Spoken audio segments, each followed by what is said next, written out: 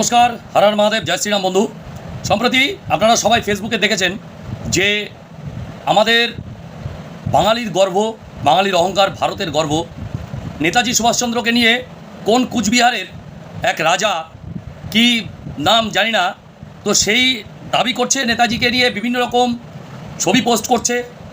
আমি এর দৃঢ় নিন্দা করি।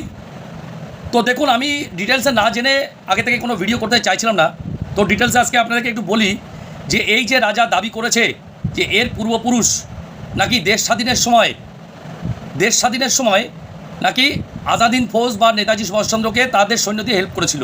তো একটু বলি, আমি এই যে তুলে দিচ্ছি, আপনারাও পড়বেন। 1947 সালে ভারতের স্বাধীনতার সময় কোচবিহারের শেষ মহারাজা ছিলেন জগদীপেন্দ্র নারায়ণ বাহাদুর।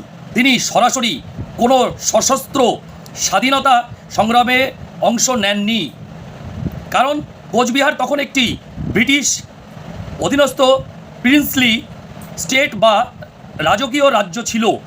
তবে ভারতের স্বাধীনতার পর কোচবিহারকে ভারতীয় ইউনিয়নে অন্তর্ভুক্ত করতে এবং গণতান্ত্রিক প্রক্রিয়ার প্রথম প্রস্তুত করতে তার ঐতিহাসিক ভূমিকা ছিল।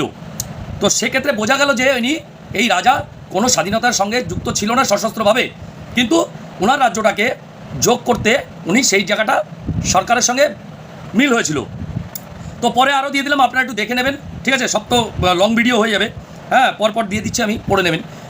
তো আমার অনুরোধ পশ্চিমবঙ্গ সরকার, মাননীয় মুখ্যমন্ত্রীর কাছে এবং ভারত সরকার প্রধানমন্ত্রীর কাছে অনুরোধ যে ইনি শুনলাম নাকি রাজ্যসভার সাংসদ একজন, যিনি এই নেতাজি নিয়ে কুরুচিকর মন্তব্য বা কুরুচিকর ফটো পোস্ট করছে বা কিছু রাজবংশী মানুষদের উস্কে তাদের সহযোগিতায় এই কাজগুলো করছে।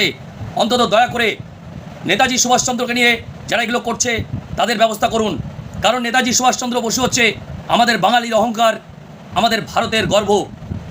শুধু নেতাজি সুভাষচন্দ্র নয়, এই ভারতবর্ষ স্বাধীন করার জন্য যে সমস্ত বিপ্লবীরা আজ পর্যন্ত প্রাণ দিয়েছে তাদেরকে নিয়ে কেউ বেশি কথা বললে, সে যে পার্টিরই হোক, আমরা তাদেরকে ছেড়ে কথা বলবো না।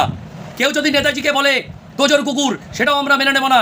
কেউ যদি রবীন্দ্রনাথ ঠাকুরকে বলে বুর্জোয়া কবি, সেটাও কিন্তু আমরা মেনে নেব না। কেউ যদি স্বামী বিবেকানন্দকে বলে ভণ্ড সন্ন্যাসী, সেটাও আমরা মেনে নেব না। সকলকে সতর্ক করে দিচ্ছি, ভারতবর্ষের জন্য যারা প্রাণ দিয়েছে বিপ্লবী, তাদের নামে কোনো রকম কুরুচিকর মন্তব্য হলে আমরা ছেড়ে কথা বলবো না। আর এই লোকটাকে অন্তত মাননীয় মুখ্যমন্ত্রী এবং প্রধানমন্ত্রী, আপনারা দয়া করে একটা ব্যবস্থা করুন যে আমাদের গর্ব, আমাদের অহংকার নেতাজি সুভাষচন্দ্রকে নিয়ে বাজে মন্তব্য, বাজে পোস্ট করছে, সেটা বিষয়ে একটু দেখবেন।